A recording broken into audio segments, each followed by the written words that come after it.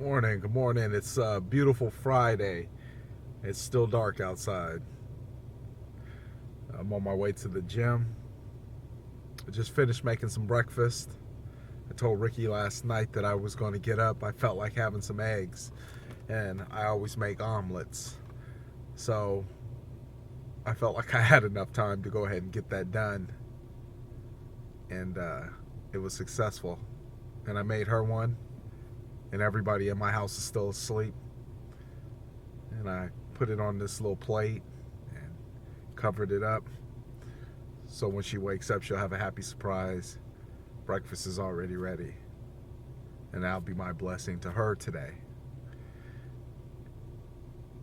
I remember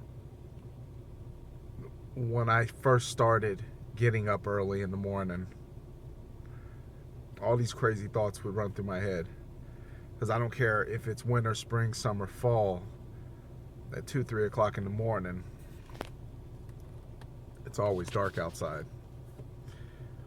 And at 2, 3 o'clock in the morning, there's no business to be done.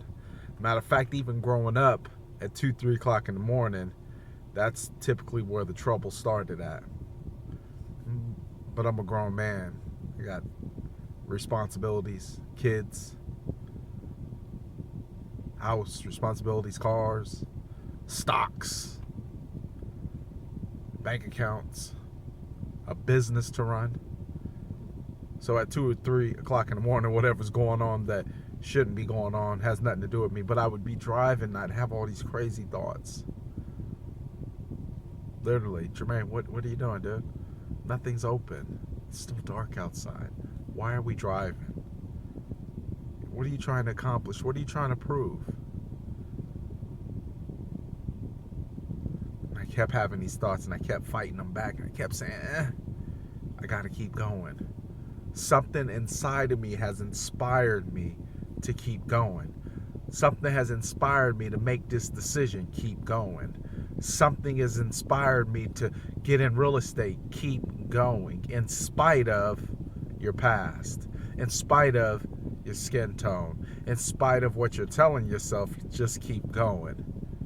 And I've learned over time to hone in on that inspiration and to keep going through it, no matter what it's saying to me that it won't happen.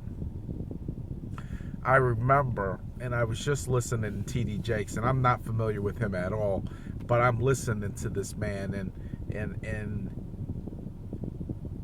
I was one of those people who wanted the crown and the victory without the work. I was one of those people who always wanted to circumvent doing the work just to get the prize, and would go around and would cheat my way through each and every obstacle in order to avoid going through any pain in order to get to the prize that I wanted.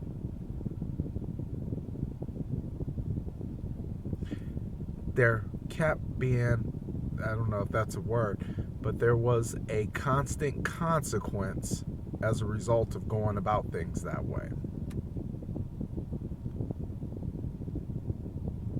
Now there's a constant pain by going through the things that I need to go through to get to where I need to go to get the prize that I want, and a sacrifice.